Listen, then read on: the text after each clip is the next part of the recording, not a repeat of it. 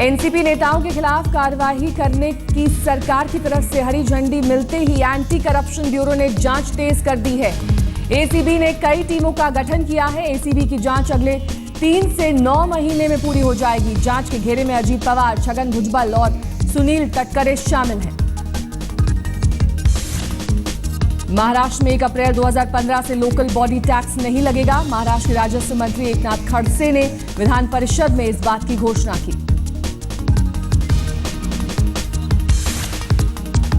Bombay high court ने महाराष्ट्र के सभी म्युनिसिपल संस्थानों को आदेश दिया है कि वो अपने अपने इलाकों में डेंगू की रोकथाम के लिए कदम उठाएं और कोर्ट को बताएं कि उन्होंने इस दिशा में क्या काम किया है। स्वास्थ्य मंत्री डॉक्टर दीपक सावंत ने मुंबई में फॉगिंग के लिए खरीदे गए केमिकल की जांच का आदेश दे दिया है। मंत्री ने यह भी स्वीकार किया है कि खरीदा गया केमिकल घटिया दर्जे का होने की वजह से केमिकल से मच्छर नहीं मरते।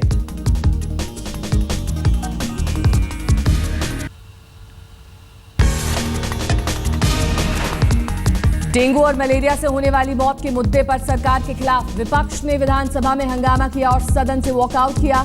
विपक्ष का कहना है कि लोगों की मौत के लिए बीएमसी जिम्मेदार है।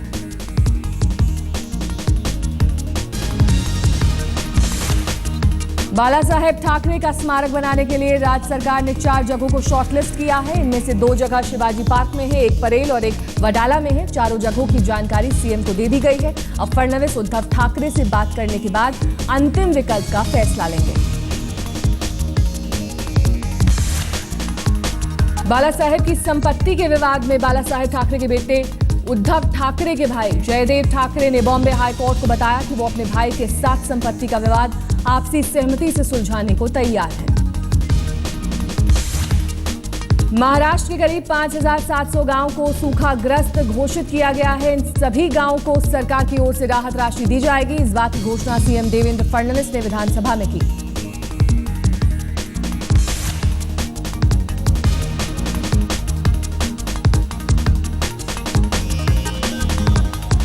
नागरिक उड्डयन मंत्रालय ने एमएमआरडीए के उस प्रस्ताव को खारिज कर दिया है जिसमें बांद्रा कुर्ला कॉम्प्लेक्स और वडाला में बहुमंजिला इमारत लाने की मांग थी।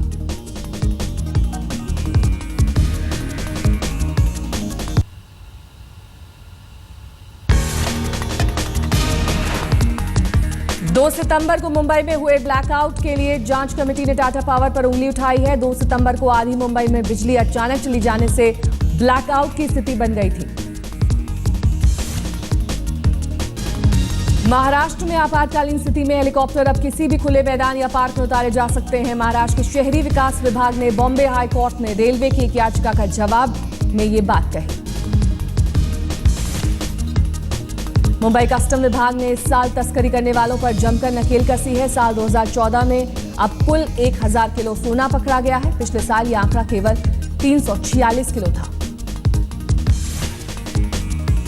स्पाइस जेट की माली संकट की वजह से फ्लाइट्स की कमी और टिकटों की भारी मांग हुई है। मौका भुनाने के लिए बाकी कंपनियों ने हवाई यात्रा की टिकट महंगी कर दी है।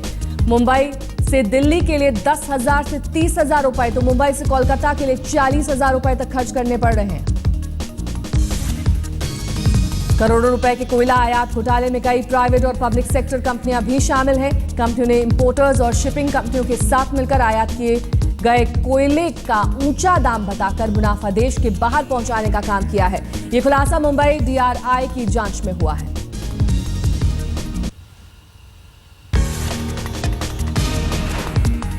स्पाइस जेट की रफ्तार खस्ता माली हालत के चलते लगातार तीसरे दिन धीमी है। 2 दिन में तकरीबन 500 फ्लाइट्स रद्द होने के बाद स्पाइस जेट ने आश्वासन दिया है कि आज से हालात सामान्य हो जाएंगे। काले धन को सफेद करने वाली कई छोटी लिस्टेड शेल कंपनियों की जांच मार्केट रेगुलेटर सेबी ने तेज कर दी है। इन कंपनियों पर कई लोगों को लॉन्ग टर्म कैपिटल गेन्स दिलवाकर फायदा पहुंचाने का आरोप है।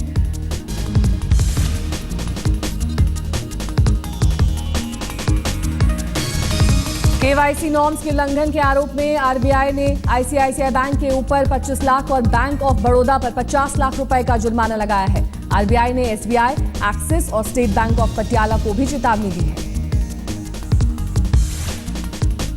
पिछले 10 सालों में पहली बार मुंबई पुलिस की कन्विक्शन रेट यानी अपराधियों को सजा दिलाने की दर 19% बढ़ गई है। साल 2014 में यह आंकड़ा 50.72% रहा, जबकि साल भर पहले यह आंकड़ा 31% और साल 2012 में 20% था। सिडनी और पाकिस्तान की घटनाओं के चलते मुंबई पुलिस हाई अलर्ट पर है। किसी भी आतंकी हमले से निपटने के लिए मुंबई की फोर्स 1 स्पेशल फोर्स भी पूरी तरह से तैयार है।